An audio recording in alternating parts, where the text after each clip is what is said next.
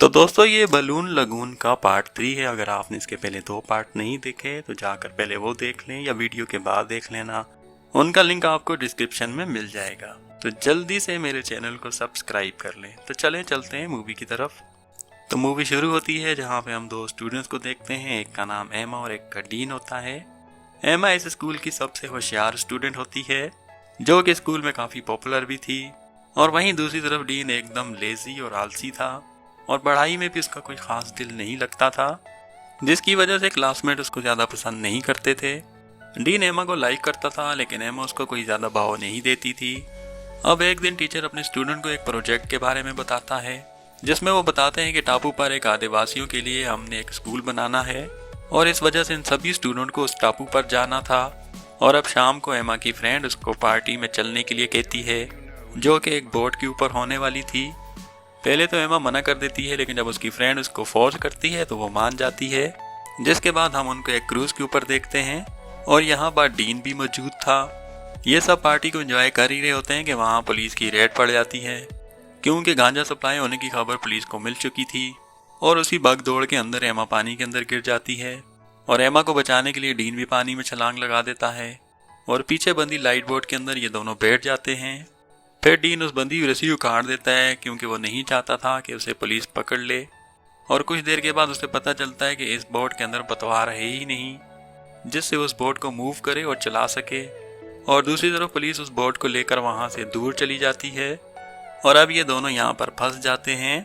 और फिर कुछ देर के बाद बारिश भी शुरू हो जाती है और समुद्र के अंदर लहरें भी ऊंची होने लगती हैं। और मुश्किल भरी रात को गुजारने के बाद जब सुबह होती है तो वो देखते हैं कि वो समुद्र के बीचों बीच बिल्कुल अकेले हैं और ना ही उनके मोबाइल के अंदर कोई नेटवर्क मिल रहा था। और दूसरी तरफ उनके टीचर एमा और डीन को लेकर काफ़ी परेशान थे। टीचर का स्टूडेंट से पूछने पर स्टूडेंट कहते हैं कि लास्ट टाइम हमने उनको बोट पर देखा था, लेकिन उसके बाद वो कहाँ गए हमें कुछ भी नहीं पता। और इधर एमा को एक टापू दिखाई देता है, जिसके बाद वो टापू की तरफ बढ़ने लगते हैं।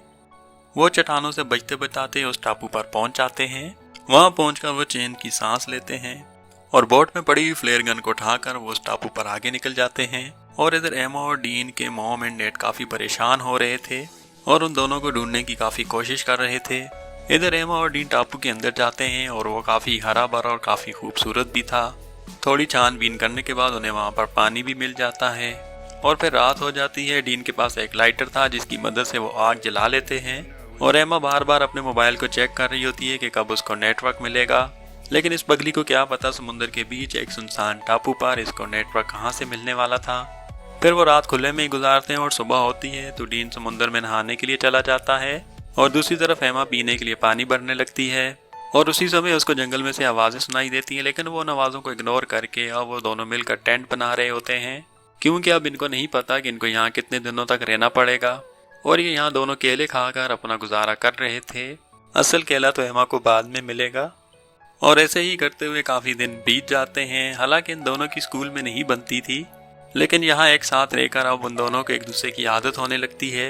अब वो एक दूसरे का साथ भी दे रहे थे तो अब वो एक दूसरे की तरफ अट्रैक्ट भी होने लगते हैं।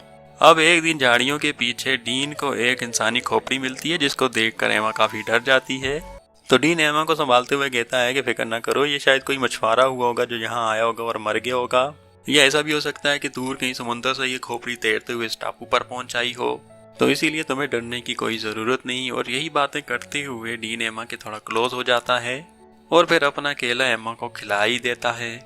अब अगली सुबह डीन उन हड्डियों को एक खड्डे के अंदर दबा रहा होता है, तो तभी एमा उसके पास आकर कहती है कि तुमने मुझे ऐसे ही अकेला क्यों छोड़ दिया था। जिस पर डीन कहता है कि मैंने देखा तुम सो रही थी, इस वजह से मैंने तुम्हें डिस्टर्ब नहीं किया। ये दोनों बातें ही कर रहे होते हैं कि एमा का पाँव फिसलता है और वो नीचे गिर जाती है, जिसकी वजह से उसको काफ़ी चोट लग जाती है। और डीन उसकी चोट को ठीक करते हुए उसे अपनी माँ के बारे में बताता है कि जब मैं छोटा था तो मैं एक बार फुटबॉल का मैच देखने गया था और घर लौटते हुए गाड़ी के अंदर मैं अपनी मॉम के साथ मस्ती कर रहा था, जिसकी वजह से उस गाड़ी का एक्सीडेंट हो गया। और जब मुझे होश आया तो मेरी माँ इस दुनिया को छोड़कर जा चुकी थी। और अपनी माँ की मौत का जिम्मेदार डीन वो खुद अपने आप को ही मानता था। तो इसी कारण की वजह से डीन काफ़ी डिप्रेशन में रहता था और इसी वजह से उसके कोई खास दोस्त भी नहीं थे। लेकिन जब से वो इस टापू पर आया है वो काफ़ी खुश है और ये दोनों मिलकर अपनी लाइफ को काफ़ी अच्छे से एंजॉय कर रहे थे। अब एक दिन उनको एक प्लेन के आने की आवाज़ सुनाई देती है, जिसे सुनकर डीन भागता हुआ बाहर जाने की कोशिश करता है और जाकर फ्लेयर गन को ढूंढने लगता है। और जब तक वो फ्लेयर गन को ढूंढता वो प्लेन वहां से गुजर चुका था। जिस पर ये दोनों के बीच में बहस होने लगती है और एमा कहती है कि तुमने फ्लेयर गन क्यों नहीं चलाई, जिस पर डीन कहता है कि फ्लेयर गन मुझे मिली ही नहीं। जिसके बाद वो गन को ढूंढने लगते हैं और उसके बाद उनको पता चलता है कि गन के साथ साथ उनकी काफ़ी सारी चीज़ें भी गायब थीं, जैसे कि पानी की बोतल और एमा का कुछ मेकअप का सामान था। ये सब देखकर एमा का दिमाग और भी ज़्यादा ख़राब हो जाता है, जिसके बाद वो डीन के ऊपर खामखा गुस्सा करने लगती है और कहती है इस टापू पर अब मैं एक पल भी नहीं रह सकती। लेकिन कुछ देर के बाद एमा खुद को संभालती है और कहती है कि हमें लगता है कि हम इस टापू से कभी भी निकल नहीं पाएंगे और ना ही कोई हमें बचाने के लिए यहाँ तक आएगा। अब डीन को एक जानवर की आवाज़ सुनाई देती है जिसको वो फॉलो करने लगता है, लेकिन थोड़ा आगे आकर देखता है तो वो आवाज़ ब्लैक पैंथर की थी, जिसको देखकर वो वहाँ से भागने लगता है। तो ब्लैक पैंथर भी उसके पीछे पड़ जाता है और यहाँ पर हमें जो पता लगता है कि जो कंकाल डीन को मिला था वो इसी पैंथर ने उस बंदे को मारा होगा। एमा इनकी आवाज़ें सुनकर डीन की तरफ आती है और देखती है तो डीन ने उस पैंथर को मार दिया था, जिसे देखकर वो चैन की सांस लेती है। और इधर इन दोनों के माँ बाप इन दोनों के लिए काफी परेशान थे, वो हमेशा अपने बच्चों के बारे में ही सोचते रहते थे और ये दोनों भी अपनी फैमिली को काफी मिस कर रहे होते हैं। अब एक दिन वो एक पेड़ के नीचे सो रहे होते हैं तो तभी एक बंदर उनके सामान को पेड़ से नीचे फेंकने लगता है। उन सामान में उनकी एक फ्लेयर गन भी थी। एमा उस फ्लेयर गन को उठाकर बिला वजह ही ऊपर फायर कर देती है, जिस पर डीन कहता है कि तुमने क्या किया, ये तो तुमने ऐसे ही जाया कर दी फ्लेयर गन। तो एमा कहती है कि तुम यहाँ से निकलने की कोशिश भी नहीं कर रहे और मैं यहाँ रहकर काफी परेशान हो चुकी हूँ और हम यहाँ जो लाइफ जी रहे हैं इसको जीना नहीं बल्कि जंगली लोगों की तरह सरवाइव करना कहते हैं। अब एक दिन उनको फिर से एक हेलीकॉप्टर की आवाज़ सुनाई देती है, जिस आवाज़ को सुनकर वो जल्दी से बीच के किनारे पर आते हैं और उसे इशारा करके रोकने की कोशिश करते हैं और वो हेलीकॉप्टर उनको देख लेता है और इस तरह ये दोनों इस टापू से बाहर निकल जाते हैं। और एयरपोर्ट पर पहुंचकर उनके मॉम डैड उनको देखकर काफी खुश होते हैं और वहां पर मीडिया भी मौजूद होती है जो कि इनका इंटरव्यू लेने के लिए वहां पर आए होते हैं। अब एक रात डीन एमा से मिलने उसके घर पर जाता है, जहां पर वो उसके साथ प्यारी प्यारी बातें करने लगता है, लेकिन एमा की बातों से वो समझ जाता है कि एमा को उसमें कोई भी इंटरेस्ट नहीं है। तो एमा उसको पार्टी में कल मिलने के लिए कहती है। डीन पार्टी में तो जाता है लेकिन एमा के पास उसके लिए बातें करने को टाइम भी नहीं था और इस बार फिर से वो अकेला पड़ जाता है और अब डीन वापस अपनी पुरानी नॉर्मल लाइफ जीने लगता है। अब एक पार्टी में एमा डीन को बाहर बारिश में भीगता देखती है और ये देखकर वो जहाँ के बाहर उसके गले लग जाती है।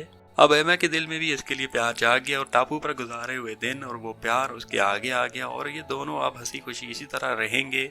और इसी हैप्पी एंडिंग के साथ ये मूवी यहीं पर ख़त्म हो जाएगी। अगर और भी मूवीज़ देखनी है तो मेरे चैनल को विजिट करें और सब्सक्राइब करें। और इस मूवी के दोनों पार्ट मेरे चैनल पर मौजूद हैं और लिंक आपको डिस्क्रिप्शन में भी मिल जाएगा, वो भी ज़रूर देखें और कमेंट करके ज़रूर बताएं आपको ये मूवी कैसी लगी।